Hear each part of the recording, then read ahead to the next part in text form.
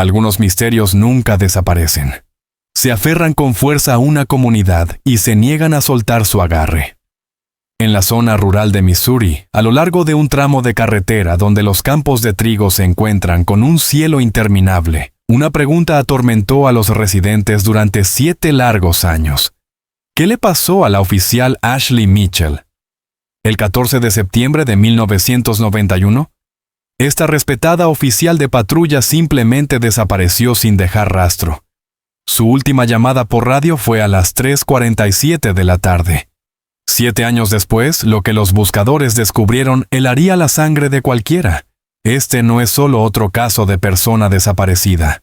Es una historia sobre secretos enterrados en la América de los pequeños pueblos, sobre la delgada línea entre la civilización y la naturaleza salvaje, y sobre un descubrimiento tan perturbador que perseguiría a todos los involucrados por el resto de sus vidas. Antes de sumergirnos en este escalofriante misterio, déjenme saber en los comentarios desde dónde están leyendo, y no olviden suscribirse para más historias de desapariciones. Ashley Mitchell no era solo otro rostro detrás de una placa. A los 32 años había pasado 8 años patrullando las solitarias carreteras del condado de Benton, Missouri. Los lugareños conocían su motocicleta de patrulla cromada por su distintivo rugido y conocían a Ashley por su sonrisa genuina y su comportamiento tranquilo. Medía unos 68 metros con cabello castaño oscuro, siempre recogido en un moño reglamentario, y su uniforme impecablemente planchado. Ashley tenía la reputación de detenerse para ayudar a automovilistas varados, a menudo gastando su propio dinero en gasolina para familias que no podían llenar sus tanques. Guardaba cables de arranque, una caja de herramientas y suministros de emergencia en los compartimentos de su motocicleta. En 8 años de servicio, Ashley nunca faltó a un turno, nunca presentó una queja, y nunca alzó la voz durante un arresto. Su supervisor la calificó como la oficial más confiable con la que había trabajado. La mañana del sábado 14 de septiembre de 1991, amaneció clara y brillante en el condado de Benton. La temperatura era de un cómodo 22 en Gadra, con vientos ligeros del suroeste. Ashley llegó a la comisaría a las 6:45 de la mañana, 15 minutos antes como siempre. Realizó su chequeo rutinario de equipo, probando su radio, inspeccionando los neumáticos y el motor de su motocicleta y revisando los informes de incidentes de la noche anterior. El sargento de escritorio recordó que ella se detuvo en su escritorio para charlar sobre sus planes para el fin de semana. Planeaba visitar a sus padres en Springfield después de que terminara su turno. A las 7:30 de la mañana, Ashley hizo su primer contacto por radio con el despacho, informando de condiciones climáticas despejadas y un flujo de tráfico normal en su ruta asignada. Su voz sonaba relajada y profesional. Nada en su tono sugería preocupación o circunstancias inusuales. El despachador de turno dijo más tarde que fue solo otra conversación rutinaria de un sábado por la mañana. La carretera 287 se extendía como una cinta a través del corazón de Missouri, conectando pequeñas comunidades agrícolas a lo largo de 96 kilómetros de campo ondulado. La ruta de patrulla de Ashley la llevaba por campos dorados de trigo, ranchos de ganado dispersos y casas de campo apartadas de la carretera detrás de arboledas de robles y arces. La carretera veía un tráfico moderado los fines de semana, familias viajando para visitar parientes granjeros, transportando equipos y algún que otro turista explorando la América rural. Ashley conocía cada marcador de milla, cada intersección de caminos de tierra y cada edificio a lo largo de su ruta. Hacía paradas regulares en la gasolinera Miller para tomar café y en el Riverside Diner para almorzar. La zona era propensa a averías mecánicas durante los calurosos meses de verano, y Ashley había ayudado a innumerables automovilistas varados a lo largo de los años. La mayor parte de su ruta consistía en largos tramos rectos, con buena visibilidad, lo que la hacía relativamente segura tanto para el trabajo de patrulla como para los viajes civiles. A las 3:47 de la tarde exactamente la voz de Ashley crepitó por última vez en la radio. Reportó un código 7 descanso para comer al despacho, indicando su ubicación en el marcador de milla 143, cerca del antiguo puente Riverside. Esto la situaba aproximadamente a 48 kilómetros al noreste de la sede del condado, en una zona donde las granjas daban paso a un terreno más accidentado. El despachador confirmó su transmisión y registró la hora en el informe diario. La voz de Ashley sonaba normal, quizás un poco cansada después de 8 horas de patrulla, pero sin signos de angustia o preocupación. Se esperaba que reanudara la patrulla a las 4:30 de la tarde y se reportara con el despacho dentro de la hora siguiente. La radio quedó en silencio. Más tarde los investigadores analizarían esa transmisión final decenas de veces, buscando cualquier indicio de lo que estaba por suceder. No encontraron nada. Las últimas palabras de Ashley fueron rutinarias, profesionales, anodinas y finales. Para las 4:45 de la tarde, la despachadora Linda Rodríguez notó que Ashley no había reanudado la patrulla. Siguiendo el protocolo estándar, intentó contactarla por radio. Solo se escuchó estática. A las 5:15 de la tarde, Rodríguez intentó de nuevo con un tono de preocupación en su voz, mientras pronunciaba el número de placa de Ashley. Todavía sin respuesta. El silencio en la radio se prolongó incómodamente, mientras otras unidades en patrulla comenzaban a escuchar en busca de su colega desaparecida. A las 5:30 de la tarde, el sargento Tom Bradley intentó contactar a Ashley directamente. Cuando sus llamadas no obtuvieron respuesta, Bradley inició los protocolos de búsqueda. El reloj en la pared de la comisaría marcaba las 6:00 de la tarde, cuando las primeras unidades de búsqueda salieron del estacionamiento con sus luces rojas y azules, cortando el crepúsculo que se acercaba. Ninguno de ellos sabía que estaban comenzando una búsqueda que consumiría a la comunidad durante 7 años. El silencio que comenzó esa noche de septiembre se convertiría en el sonido más inquietante que el condado de Benton había conocido. 3 unidades de patrulla corrieron hacia el marcador de milla 143, mientras el sol se ponía en el horizonte. El sargento Bradley coordinó la búsqueda desde su vehículo, dirigiendo a los oficiales para que se desplegaran a lo largo de la ruta conocida de Ashley. Encontraron su última ubicación conocida cerca del puente Riverside, pero el área no reveló pistas. No había marcas de derrape en el asfalto, ni vidrios rotos, ni señales de un accidente o lucha. La motocicleta de Ashley y su distintivo uniforme azul no estaban por ninguna parte. Con la caída de la oscuridad, los voluntarios locales comenzaron a llegar con linternas y faroles. Los granjeros abandonaron sus tareas vespertinas para unirse a la búsqueda. Las esposas prepararon sándwiches y termos de café. Los niños fueron enviados a quedarse con vecinos, mientras los adultos se organizaban en equipos de búsqueda. Peinaron zanjas, revisaron edificios abandonados y gritaron el nombre de Ashley en la creciente oscuridad.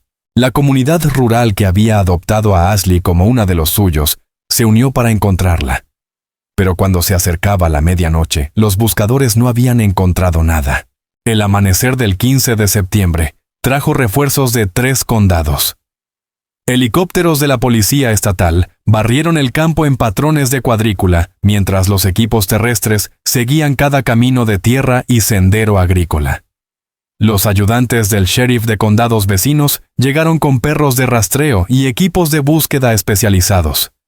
El puesto de mando establecido en el estacionamiento de la gasolinera Miller bullía de actividad mientras los coordinadores de búsqueda trazaban las áreas cubiertas y las asignaciones para los equipos de voluntarios.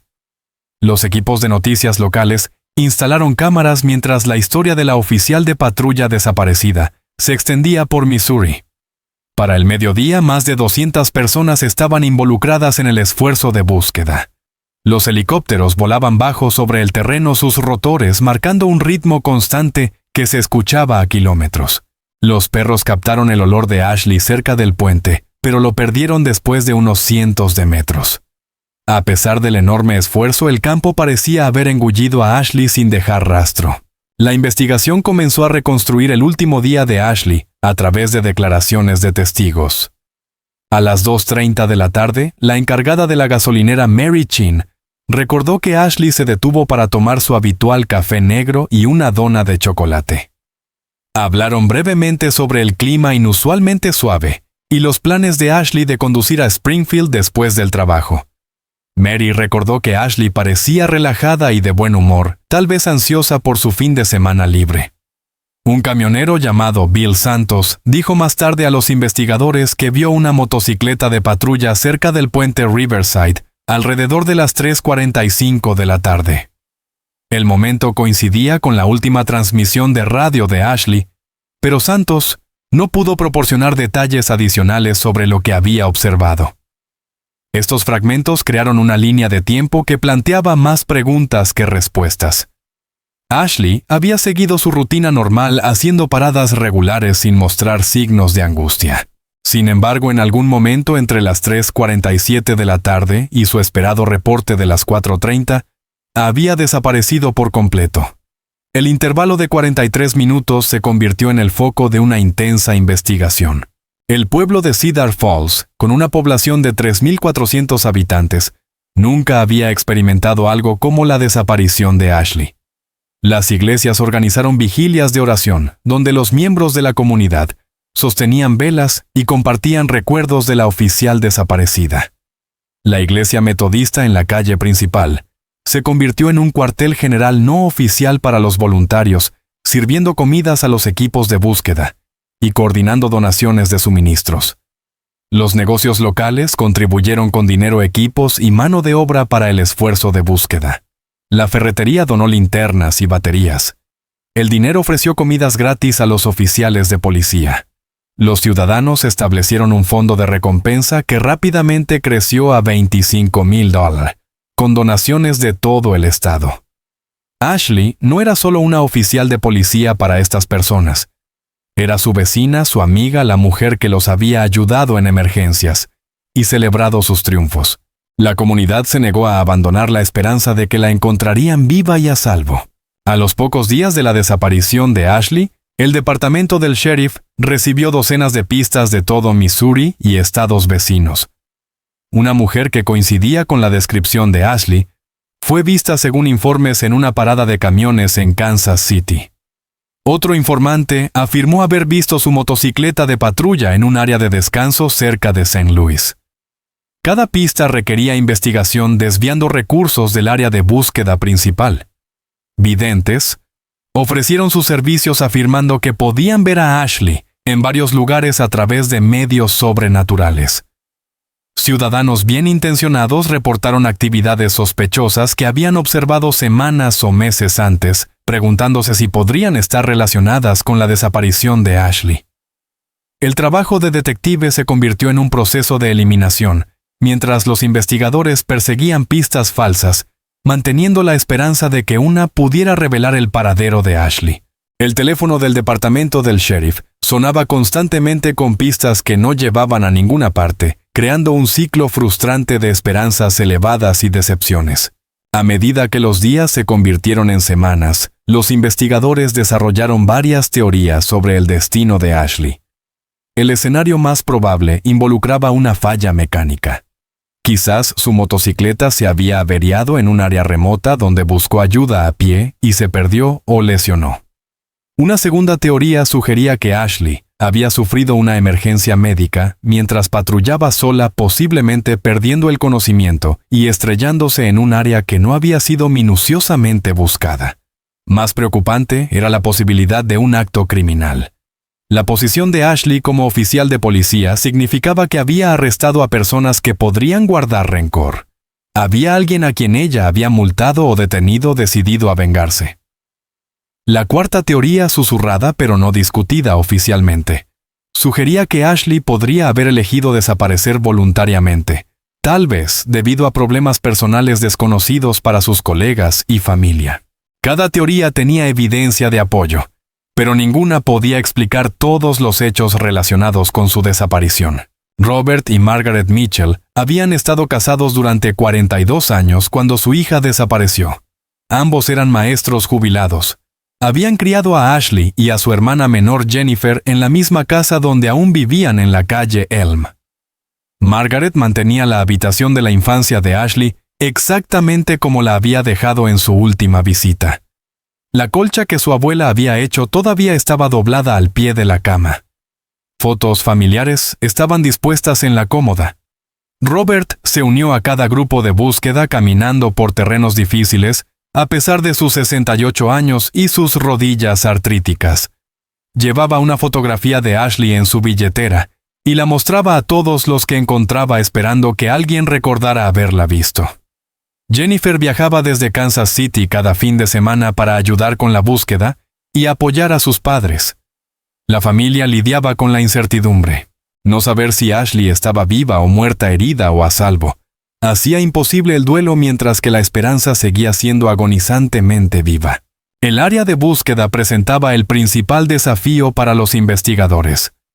La ruta de patrulla de Ashley cubría 96 kilómetros de terreno rural, gran parte de él, compuesto por tierras de cultivo y bosques no desarrollados. Con recursos limitados, el departamento del sheriff del condado de Benton no podía buscar minuciosamente cada kilómetro cuadrado. El clima se convirtió en otro obstáculo cuando las lluvias de otoño convirtieron los caminos de tierra en lodazales, y la nieve invernal cubrió posibles evidencias. El FBI fue consultado, pero no encontró evidencia de crímenes federales que justificaran su involucramiento. Las limitaciones presupuestarias significaban que el departamento no podía mantener una búsqueda de tiempo completo indefinidamente.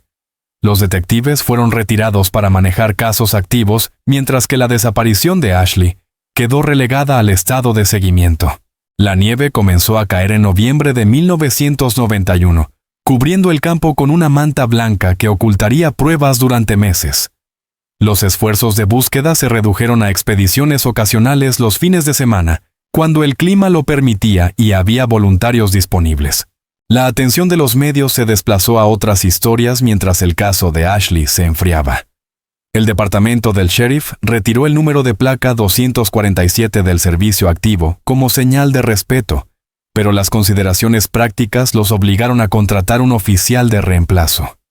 La comunidad celebró un servicio conmemorativo en la iglesia metodista en el primer aniversario de la desaparición de Ashley, aunque no se había encontrado ningún cuerpo, y la esperanza persistía en que aún pudiera estar viva.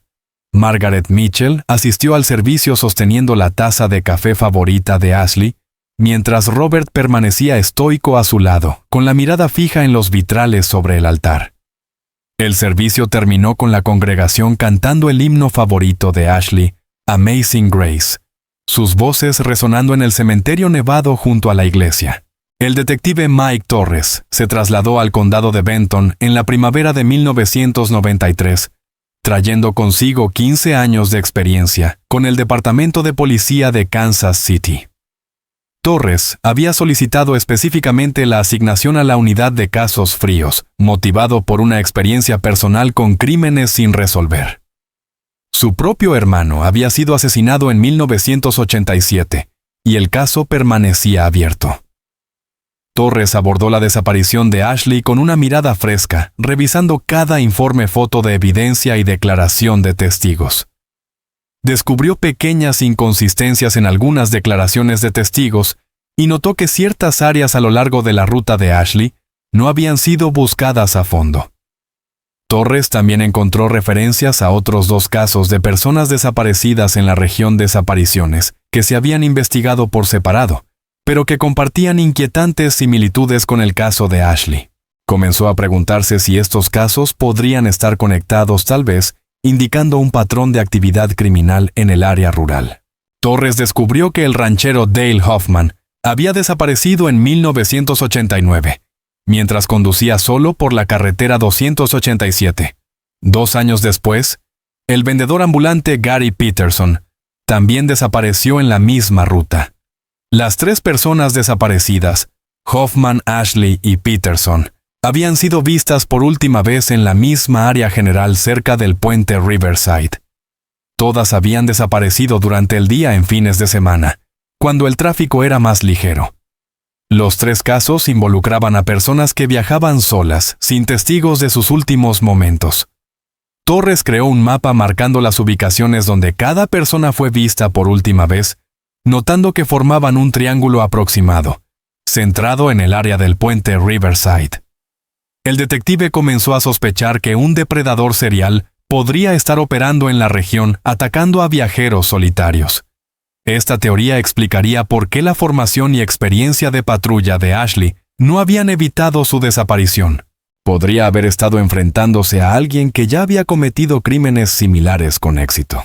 Mientras Torres investigaba las conexiones entre los tres casos, se encontró con una resistencia inesperada de algunos miembros de la comunidad.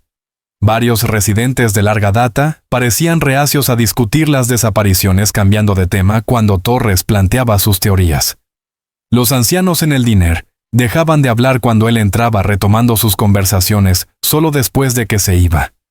Cuando Torres hacía preguntas directas sobre las personas desaparecidas, algunos lugareños mencionaban cosas que es mejor dejar en paz y sugerían que se enfocara en crímenes más recientes. El detective sentía que la comunidad ocultaba algo, tal vez protegiendo a alguien o escondiendo conocimiento sobre las desapariciones. La presión de sus superiores para enfocarse en casos activos en lugar de casos fríos aumentaba su frustración. Los recursos del departamento eran limitados y el capitán cuestionaba si seguir investigando desapariciones de 7 años era el mejor uso del tiempo del detective. Torres centró su atención en el puente Riverside, el elemento común en las 3 desapariciones. Construido en 1934, el puente de concreto cruzaba un barranco profundo tallado por inundaciones estacionales. Los registros locales revelaron que el puente había sido escenario de múltiples accidentes fatales en la década de 1940.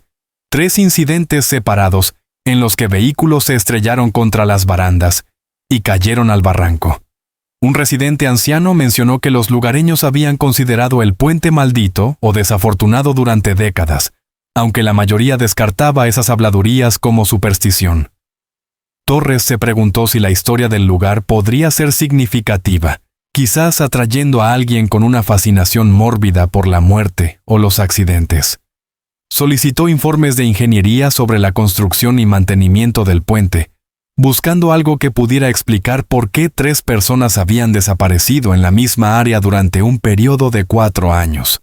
El puente parecía estructuralmente sólido, pero su ubicación aislada lo convertía en un lugar ideal para que alguien interceptara viajeros sin testigos. Durante su investigación, Torres escuchó rumores sobre el antiguo lugar Mackenzie, una propiedad de rancho abandonada, ubicada a unos 16 kilómetros del puente Riverside. El propietario Ezra Mackenzie había fallecido en 1987 y la tierra había permanecido vacía desde entonces. Los adolescentes locales usaban ocasionalmente la propiedad para fiestas, pero la mayoría de los adultos evitaban el área. Varias personas mencionaron que Mackenzie había sido un hombre recluido que desalentaba a los visitantes y colocaba carteles de «no pasar» en toda su propiedad. Circulaban historias sobre actividades extrañas en el rancho durante los últimos años de Mackenzie. Luces inusuales vistas por la noche, el sonido de maquinaria funcionando a horas extrañas y visitantes que llegaban y se iban sin ser vistos en el pueblo. Torres descartó la mayoría de estas historias como chismes rurales, pero las referencias constantes a la propiedad Mackenzie despertaron su curiosidad. Si alguien estaba secuestrando personas en la zona, un rancho aislado sin residentes actuales proporcionaría el escondite perfecto. Torres condujo hasta la propiedad Mackenzie en una fría mañana de febrero de 1994. El rancho abarcaba 2,000 acres de terreno accidentado, incluyendo colinas boscosas, barrancos y pastizales que no se usaban para el pastoreo desde hacía años. La casa principal se había quemado en 1988, dejando solo una base de piedra y una chimenea de ladrillo entre las malezas. Varios edificios anexos seguían en pie, pero estaban en diversos estados de deterioro. Un granero con el tejado parcialmente colapsado, un taller mecánico con ventanas rotas y un edificio de bloques de concreto que podría haber sido usado para almacenamiento. Torres realizó una búsqueda preliminar de los edificios accesibles, encontrando solo los restos esperados del abandono, herramientas oxidadas, madera podrida y evidencia de animales que habían hecho sus hogares en las estructuras. Nada parecía obviamente conectado con los casos de personas desaparecidas, pero el tamaño y el aislamiento de la propiedad hacían imposible una búsqueda exhaustiva sin recursos significativos. Cuando Torres solicitó fondos para equipos de radar de penetración terrestre para buscar en la propiedad Mackenzie, su solicitud fue denegada debido a restricciones presupuestarias. También surgieron problemas legales relacionados con el acceso a una propiedad privada. Aunque la tierra estaba abandonada, aún tenía un propietario registrado, y se requerirían órdenes judiciales adecuadas para cualquier búsqueda oficial. Torres se frustró con los obstáculos burocráticos que parecían diseñados para impedir el progreso en el caso. Sus colegas comenzaron a cuestionar su enfoque en los casos fríos, sugiriendo que se estaba obsesionando con misterios irresolubles. El detective se encontró investigando en su tiempo libre, usando sus propios recursos para seguir pistas que el departamento no financiaría. Su matrimonio comenzó a sufrir mientras pasaba los fines de semana conduciendo por caminos rurales, entrevistando a residentes ancianos y buscando pistas en áreas que ya habían sido revisadas varias veces. La esposa de Torres se quejaba de que hablaba más de Ashley Mitchell que de su propia familia. A pesar del costo personal, Torres no podía abandonar el caso de Ashley. Visitaba regularmente a la familia Mitchell, actualizándolos sobre su progreso y manteniendo viva su esperanza de que aún se podrían encontrar respuestas. En 1997, la nueva tecnología GPS estuvo disponible para las agencias de aplicación de la ley, permitiendo a Torres crear mapas detallados de las áreas previamente buscadas e identificar lugares que podrían haber sido pasados por alto. El modelado por computadora lo ayudó a analizar las rutas de patrulla, los tiempos y las características geográficas para sugerir dónde podría haber ido Ashley después de su última transmisión por radio. La tecnología reveló 3 áreas a lo largo de su ruta que no habían sido buscadas a fondo, debido a terrenos difíciles o problemas de propiedad privada. Torres identificó estas ubicaciones como sitios prioritarios para nuevos esfuerzos de búsqueda. Convencido de que la motocicleta de Ashley podría estar escondida en una de estas áreas, este enfoque sistemático le dio nuevas esperanzas de que la tecnología podría tener éxito donde los métodos de búsqueda tradicionales habían fallado. Comenzó a planear una búsqueda exhaustiva de las 3 ubicaciones determinado a encontrar a Ashley, o finalmente descartar las áreas más prometedoras de consideración.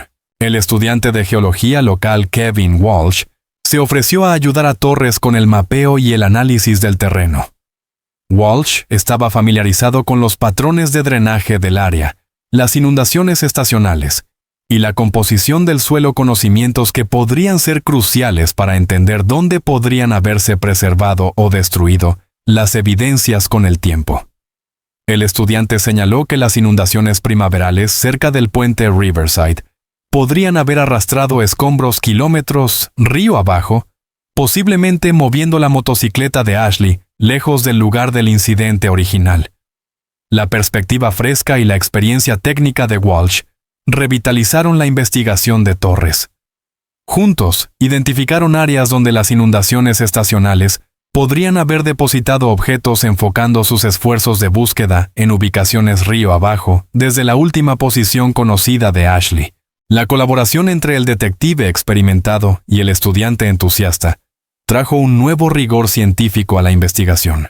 La encuesta geológica de Walsh sugirió que ciertas áreas serían más propensas a preservar evidencias, mientras que otras habrían sido limpiadas por años de inundaciones.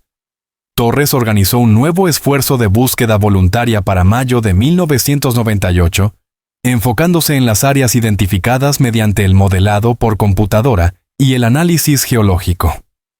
Las condiciones climáticas eran ideales, las lluvias primaverales habían terminado, pero el calor del verano aún no hacía insoportable el trabajo al aire libre. Los voluntarios llegaron con detectores de metales esperando localizar la motocicleta de Ashley u otras evidencias metálicas que podrían haber pasado desapercibidas en búsquedas anteriores. Los equipos de búsqueda incluían a personas experimentadas al aire libre, oficiales de policía retirados y miembros de la familia de Ashley, que se negaban a abandonar la esperanza. Torres coordinó el esfuerzo con precisión militar, asignando áreas específicas a cada equipo y asegurándose de que todos los hallazgos fueran documentados adecuadamente. A medida que los voluntarios se dispersaban por el campo, la tensión crecía entre los buscadores. Después de 7 años de decepciones, todos se preguntaban si esta búsqueda finalmente proporcionaría respuestas o simplemente añadiría más frustración al caso sin resolver. A las 2:15 de la tarde del 23 de mayo, el voluntario Jim Caldwell avistó algo metálico brillando bajo la luz del sol. El objeto estaba parcialmente enterrado en un barranco, aproximadamente a 3.7 kilómetros río abajo del puente Riverside, oculto bajo años de escombros y vegetación acumulados.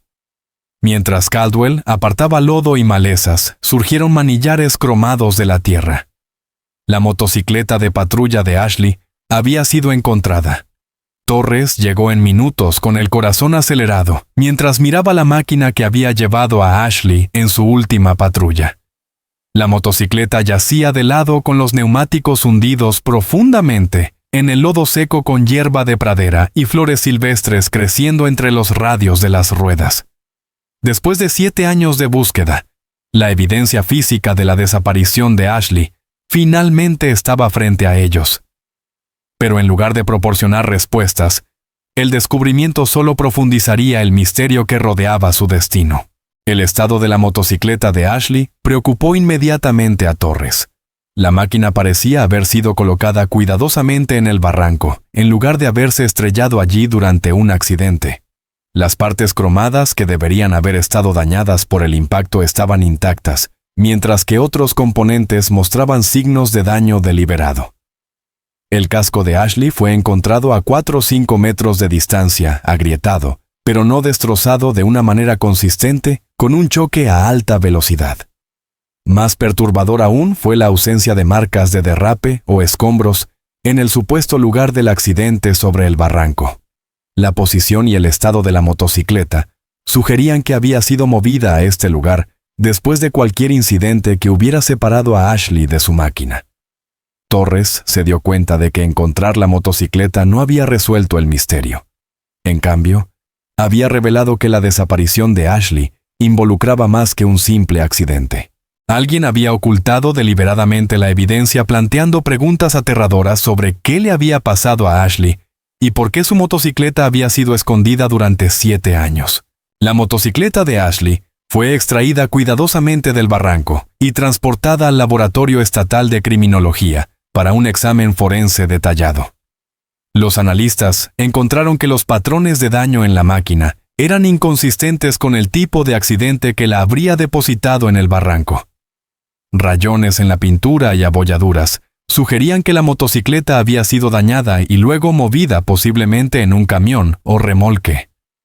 Más desconcertante fue la ausencia de sangre o ADN de Ashley en superficies donde debería haber estado presente si hubiera resultado herida durante un choque. El equipo forense también descubrió que varios componentes costosos habían sido retirados de la motocicleta, elementos que un ladrón podría haber tomado, pero que no se habrían perdido en un accidente. Estos hallazgos apoyaban la teoría de Torres de que la motocicleta había sido colocada deliberadamente en el barranco para ocultar evidencia de un crimen. El análisis de laboratorio planteó más preguntas de las que respondió, transformando la desaparición de Ashley de un posible accidente en un probable secuestro.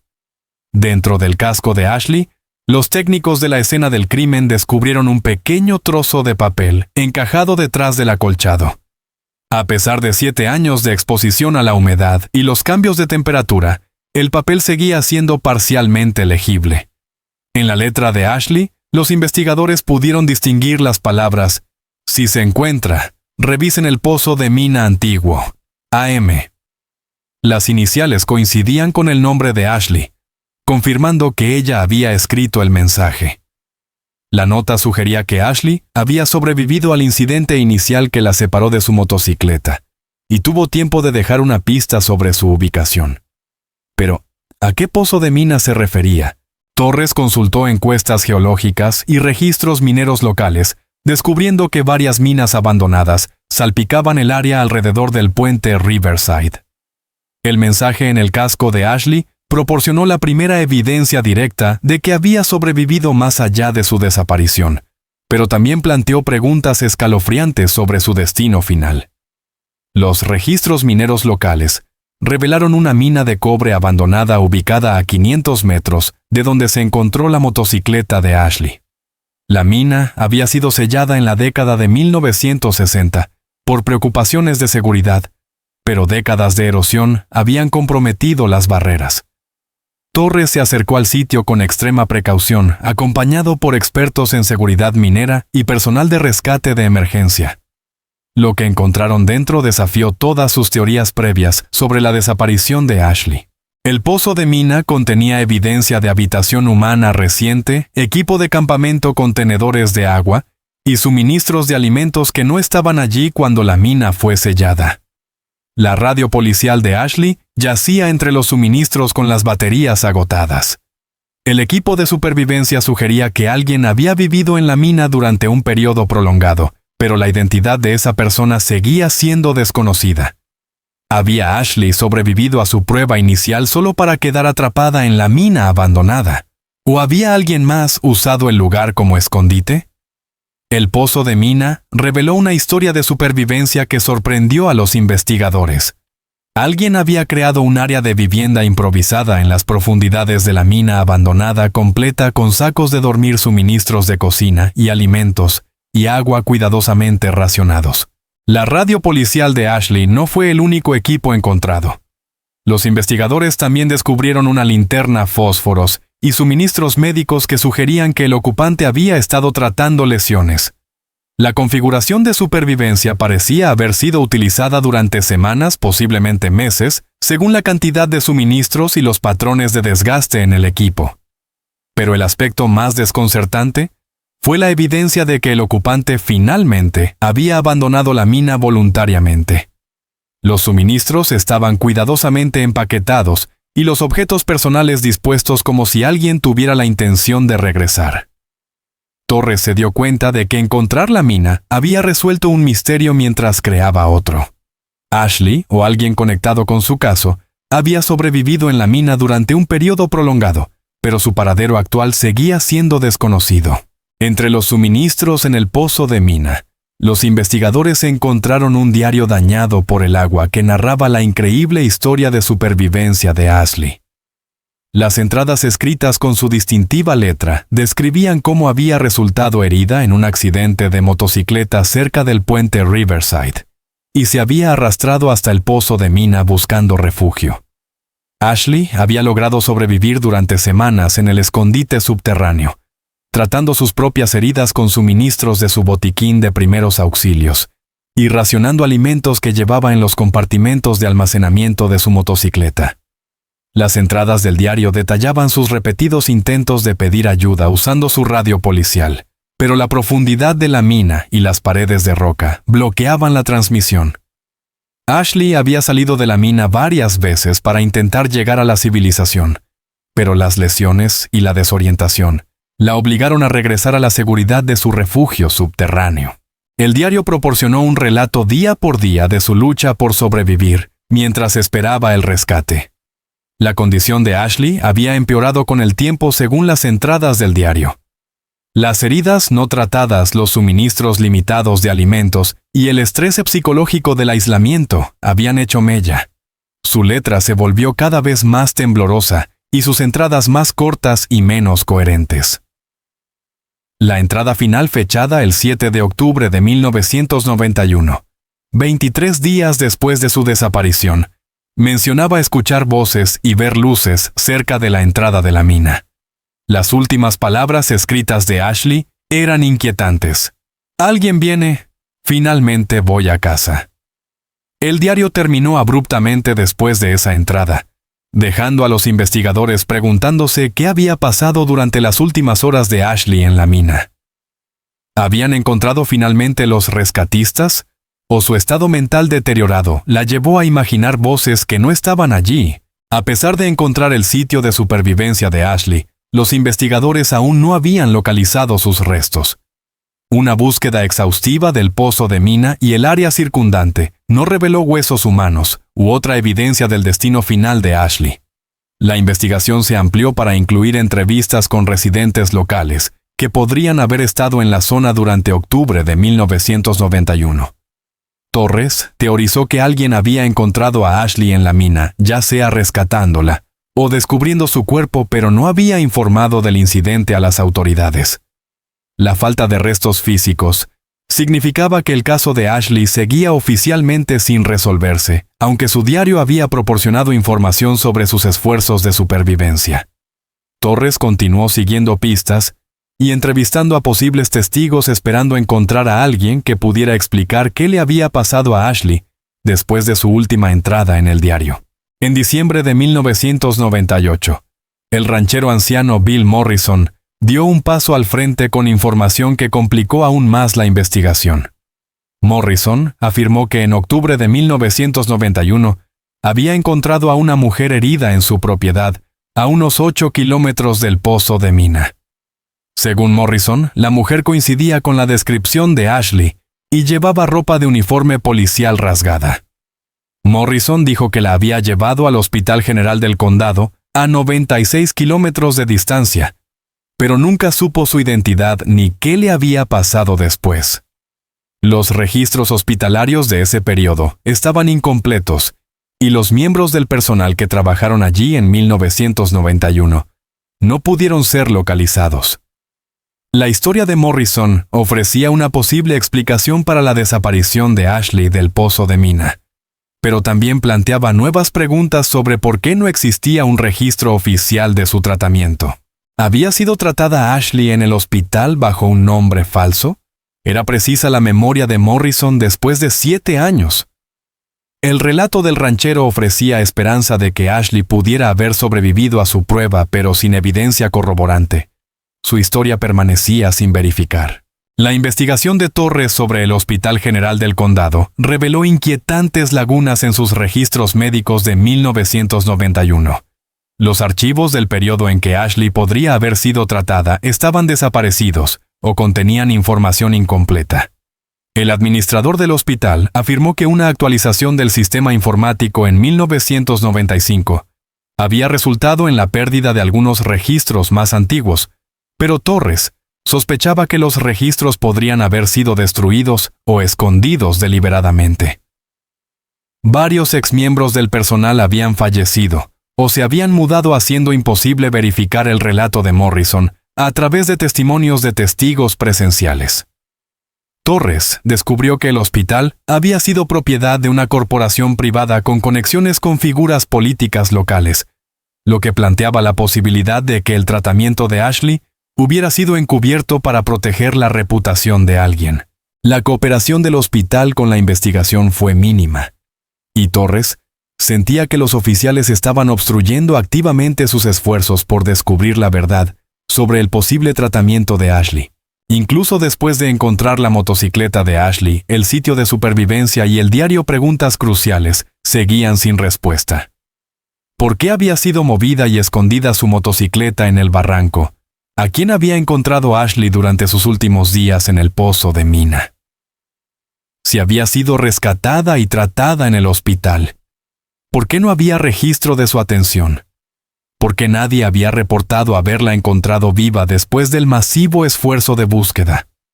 Torres sospechaba que la desaparición de Ashley involucraba más que un simple accidente.